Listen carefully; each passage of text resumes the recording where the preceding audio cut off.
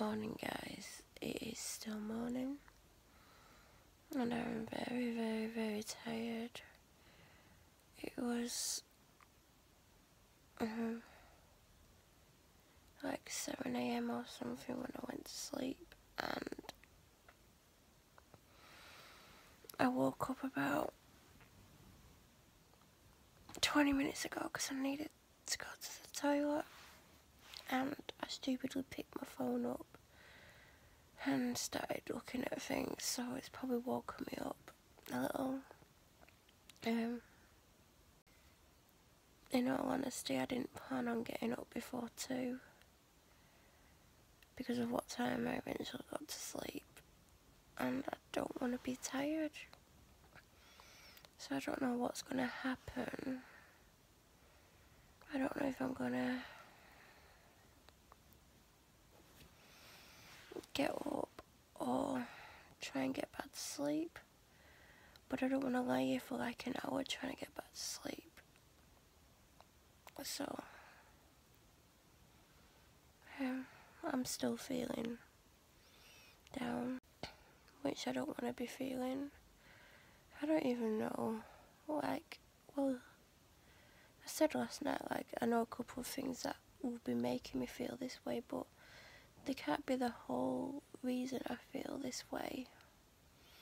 I'm just so overwhelmed with what I've got to do to get my life back or to build a new life, and it's scaring me, and I don't know where to start or how to start or what to even do.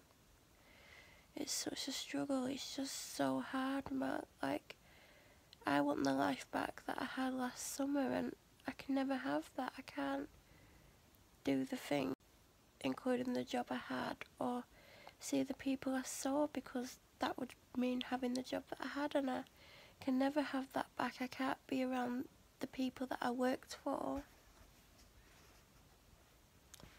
because of how badly they treated me, especially the female, with the constant abuse and making me feel like rubbish, and now saying the most slanderous things about me because I didn't do what she wanted me to do. So now she's making me out to be this horrible person that I'm not. And people keep telling me, don't let it bother you, don't let it get to you, just say whatever, I know I'm not that person she's making me out to be, but it's so hurtful because she's saying it to these people that knew me for a year and that I got on with and that I had good relationships with and a good rapport with, and that, that I saw at least once a week, some of them 3-4 times a week. So it's hard for me because it does matter to me what people think of me. I don't want them to think bad things about me, and I know not everyone will believe what she's saying because unlike her, they got to really know me, and I was their favourite and the best at my job than anyone else there. And I'm not just saying that I was told that by so many people. I know she's saying that I was rubbish at my job and stuff, but if I was rubbish, they wouldn't have employed me for a year, obviously. So I know that's a load of rubbish. They were the worst people I've ever worked for. They didn't really have a clue, and they didn't really care about the business and listen to any advice about it. I've never known anyone so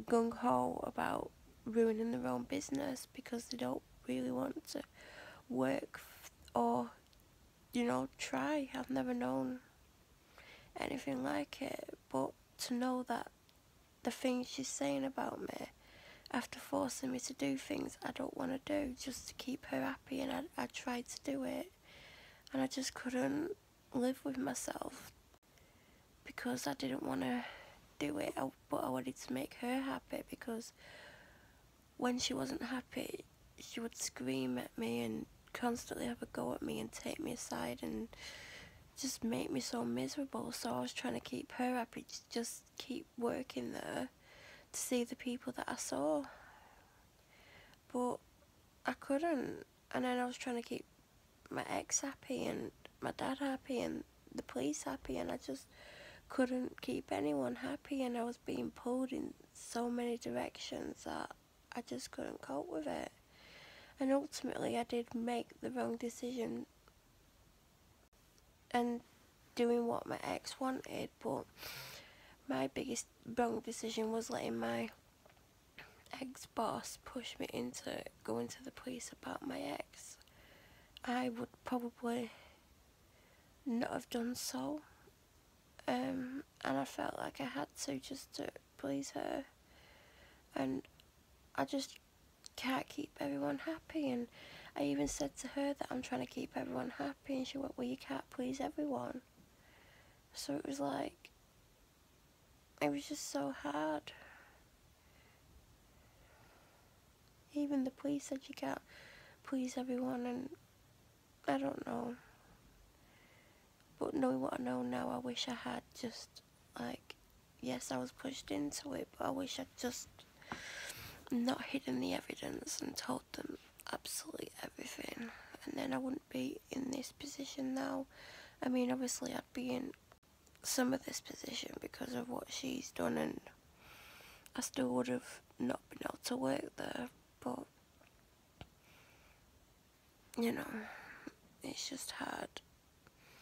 And it hurts that she's saying all this stuff about me, but not only that, like attacking me for 2 hours online and saying the most hurtful, damaging things that have really, really knocked me and upset me.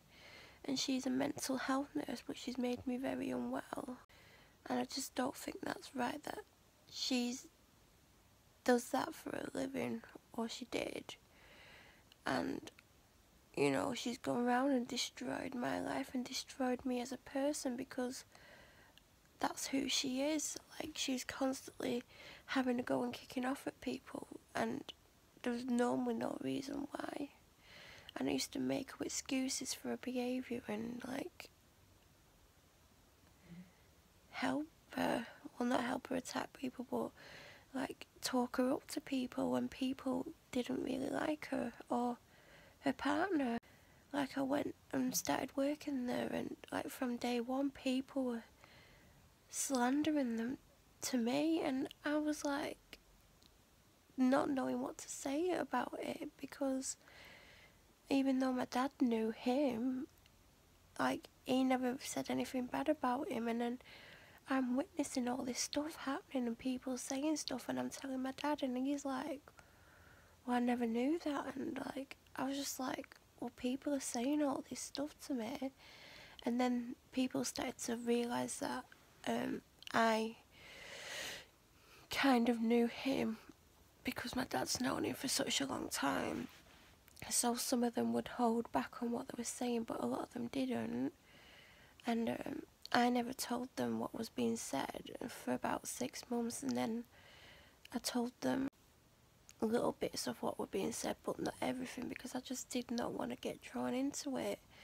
And obviously people are going to have their opinions, and, like, if they're confiding in you and saying stuff about people, then really I shouldn't be repeating it. But probably 90% of the people there did not like them and didn't want them running that business. And, you know, I could see both arguments and I could see why they weren't liked, but at the end of the day, people are going to like you or they're not going to like you. And there were people there, like, absolutely slandering them to me and to other people, and then acting like they were really good friends with them. And that was, like, that was a bit of a mind, like, thing. Like, that would, like, mess with my head, because they'd be, like, coming to me and saying, like, loads of stuff about them.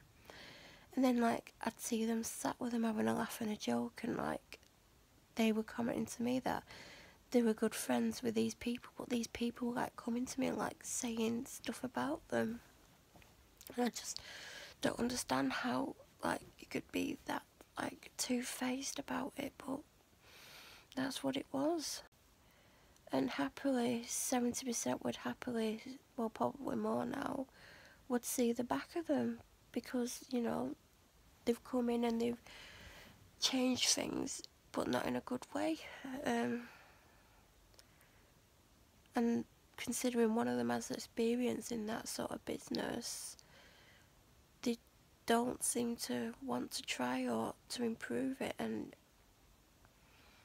yeah, but I would always defend them, but it got to the point where I was just like constantly hearing it. I was just like, I would just walk away or just say like, can we talk about something else? Like, I stopped defending them just because didn't change their minds about them, and they just weren't particularly liked, and people that they considered to be friends definitely weren't their friends. And I'm not just saying that now, I mean, that's how it was. And when she's screaming at people or kicking off for no reason, and then he's either sticking up for her or just sitting there the way he was, it's not gonna win people round. But it's just hurtful to know what they're saying about me, and my dad's shocked by him and saying he's only saying it because of her, and it's not him, but he's saying it, so he's just as bad as her. And it's just hard knowing how much I did for them and how like they underpaid me for over 6 months, and then I would be working longer hours for what they were paying me for, and I was giving them business advice and she was texting me at 3 in the morning. It was just like, and I knew like she would turn on me at some point, because I was told by so many people, even a family member warned me, and I was just like thinking, why would she turn on me? Because I've done nothing but help her, but she did. And like the police told me to stop working there and told me to block her. Like a week after I was forced to make my statement to the police. They had obviously met her and had contact with her, and based on what other people were saying about her to them, they were warning me to stop working there. And all I was like, I like working there, not for them, but for the people I see. And why would she turn on me? And they're like, we suggest that you stop working there. And they said it quite a few times, and I had long conversations with them about it over the month leading up to something that happened. And they just constantly advised me to stop working there. And I was just like, what do they know? Like, they don't know, but they did. And that's one of the things I'm going to take forward, is that if someone gives me advice about other people, because even my dad was telling me to leave there for months leading up to this because of her and her behaviour and things she was saying, I should have listened to my dad, especially when he said don't let her push you into going to the police, because I let her push me. And he didn't want me working there after I'd worked there for a while, and he'd had conversations with her and he'd seen how she was acting, and people were telling him things. And then for the police to tell me not to work there, I should definitely have listened to them. They really were looking out for me, and they kept saying it's not their place to talk about where I work and stuff because it's nothing to do with the case. But they were so concerned with what she was doing and saying and the effect it was having on me that they constantly told me to stop working there. And I had really long conversations with one of them, the one that I had the most contact with in the beginning, and she was constantly advising me not to. And I said that I were going to stop working there, and I had a date in my head, and it was about 6 weeks after I actually left. But I wanted to leave on my terms and I didn't. But yeah, they actually talked me into leaving, but I weren't leaving immediately. It was going to be in November, but it never got to that point. It is an hour and a half later. I'm still in bed. I've sat up, didn't go back to sleep. I am really, really tired. I've just been watching stuff on YouTube, because that's all I do. I'm really, really tired. I'm not cut out for staying up all night, but when you can't sleep because you feel down, like, it's not like I chose to stay up all night.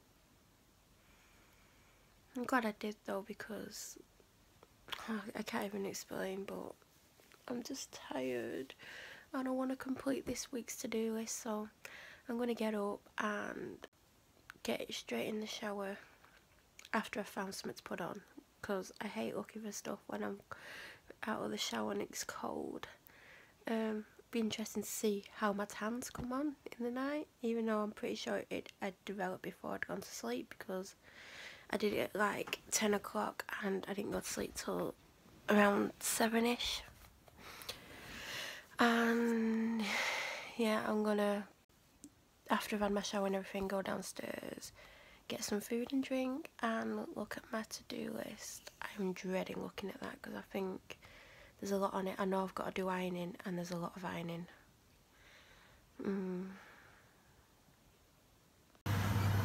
And I've made a spaghetti bolognese using corn mince, and I'm going to split this into 3. A main meal for my dad and 2 main meals for me for today and tomorrow. I was going to cook this tomorrow, but I've only had breakfast today and I'm really hungry, and I didn't want to wait for 45 minutes for something else to cook. And I've got some corn spaghetti pasta that I bought the other day to try, so I'm just about to put this out. And here is the finished result. I don't like my sauce meat on top of my pasta, I like it separate. I've got a serving for tomorrow, and then there's my dad's. I don't know if he'll have this today, he probably will, even though he's already had his main meal. It's literally 1:20 in the morning and I'm just going out. I weren't going to go, but I've not gone for a few nights, and certainly someone's not going to be happy. I spent the evening doing bits and pieces around the house, watching TV, and I've just not really done much for the last hour and a half. Got in my car to leave and discovered I had my old phone with me, which had no SIM in. So I rushed back in the house looking for my phone and realised it's actually in my pocket. So yeah, I had it all along. So this is the last clip I'm going to film today, so I'm going to say night guys, so night, and I shall maybe film tomorrow. Night guys.